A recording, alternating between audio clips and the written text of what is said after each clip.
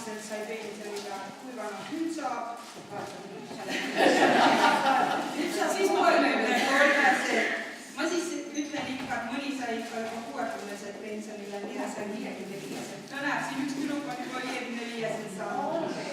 Aga see härra on kirjutanud niimoodi. Kui 60 täis on saanud, siis elu muutub korra peal. Kas on õige, kas on väär, uueks tihtiks on pensionäär.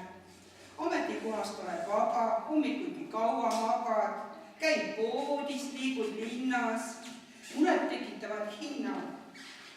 Oled ametlikult vana, kuigi sa ei tunne sama, noor ja vilgas otsa ime, või mäletavaid mõnda nime.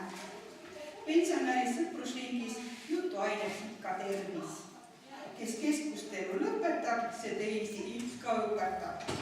Mis võiks haigust põhjustada, magu maksa kahjustada, mures välimusel saavad valurikkad maakaavad. Olete valmis ka? Ma lugege teine. Jah, ma olen. Issand jumal, kus siin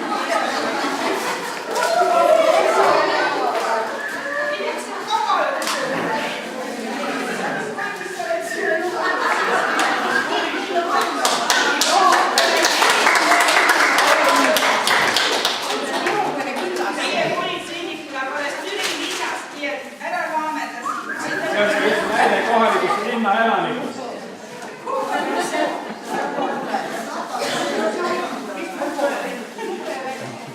Ai, õpetab me teisi ka maha toopima.